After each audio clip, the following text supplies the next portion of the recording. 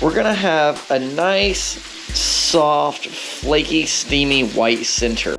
Hey there, thanks for stopping by. Today I was making jalapeno cheddar hush puppies, and if you haven't got the chance to see that video, click the link in the top right corner now. But it made me really want fried catfish. So I ran out, I grabbed some catfish fillets real quick, and I still have several great Weisenberg Mills products that we're gonna be able to feature today. So let's sit back, hit that subscribe button, and dive right in. Today we're making crispy fried cornmeal catfish, the Southern way.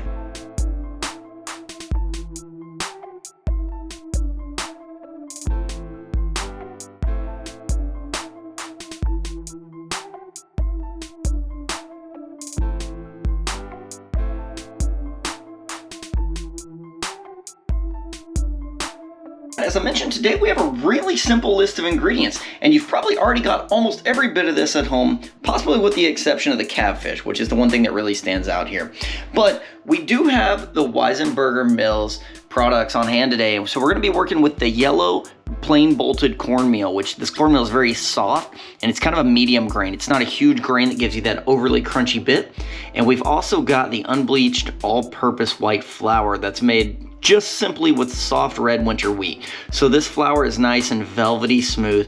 You really can't beat either of these products. Other than this, let's run through the list real quick. I've got just over 1 pound of cleaned catfish fillets. I've got 1 cup of buttermilk, 1 3/4 cups of the yellow cornmeal, and 1/4 cup of AP flour, 1/2 teaspoon of onion powder, 1/2 teaspoon of garlic powder, 1/2 teaspoon of fine ground black pepper, and 1 teaspoon of iodized table salt. Let's get started.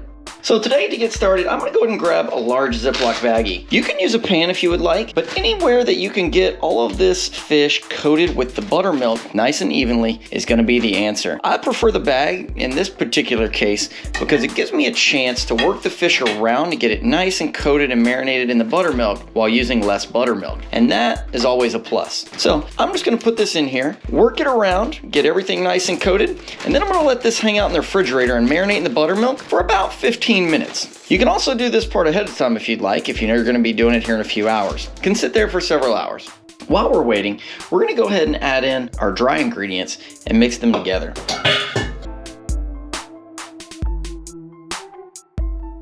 The other crucial thing that you're gonna need is gonna be a large pot with quite a bit of oil, and it needs to be heated up to about 350 degrees. You wanna heat this oil nice and slow and go just up to that window around 350 or maybe just a touch over, but heat it nice and slow so that you don't end up getting your oil too hot. We'll be right back. Also, as you see, mine's already a little bit dirty. That was from making the hush puppies, but this is perfectly fine to use again. So we're back and we have our fish here and we have our breading.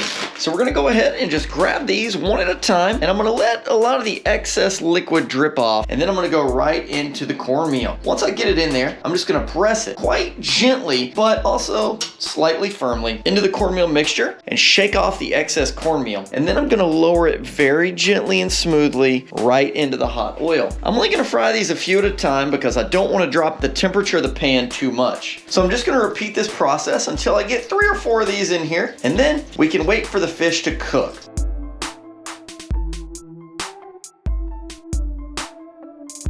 Once your fish has been in for just a second, then you can start to move it around a little bit, but you want to wait for it to form that nice crust all over because you don't want to have it stuck together and then pull the breading off of it. As you can see here, we're starting to get a little bit of color, and if you touch this, you'll start to feel just the slightest bit of resistance on the pieces that you've put in a little bit earlier. Now that I see that all of these are free from each other and none are stuck together at all, I'm gonna let these hang out for just a minute and then we'll flip them over here in a second. Once your fish has been cooking for a little bit, there are a couple different ways you can test it. First of all, you can test it by taking a cake tester and pushing right into the fish. If you feel any of the resistance between the layers of fish in there, then that probably means that it's not quite ready. The other way you can tell is by using a thermometer.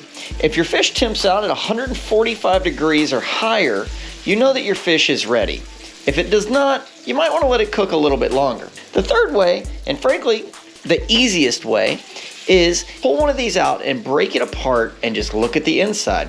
If you're really worried about what your fish looks like overall, you probably don't want to break it apart, which is why I start with the other two methods. But if you're not worrying about too much about how it looks, you can always try that method. Since I don't feel any ridges in here, this one's done. I'm gonna go ahead and drop the remaining fish, and then we'll take a look at what these look like on the inside.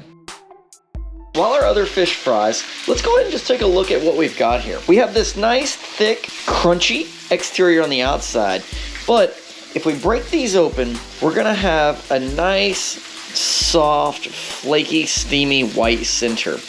And if you can see the ribbons of the fish meat pulling apart there, that lets you know that this is fully cooked. And with the way it tried to break apart so easily, that's the other key way to tell that this is fully cooked. So let's try this and see what we think.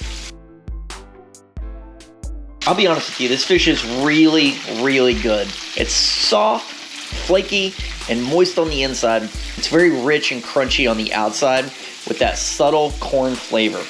It is needing just a little bit of salt in my opinion, so I'm gonna go ahead and add a little bit of salt right here at the very end. This is a fantastic way to fry any piece of fish you've got. We're gonna wait for the rest of these to get done, and then we'll plate them all up and see what we got. So, as I mentioned, I am gonna add a little bit of salt to these right as they come out of the fryer. And here is our beautiful Weisenberger Mills cornmeal crusted fried fish. Let's enjoy this. All right, friends, well, like I said, that wraps us up on how to make cornmeal crusted southern fried catfish. And be sure to check out the Weisenberger Mills website to get these products that we use today anywhere nationwide. Thank you so much for watching. If you liked the video, be sure to subscribe. Have a great day. And also, check out the Hush Puppy video if you haven't.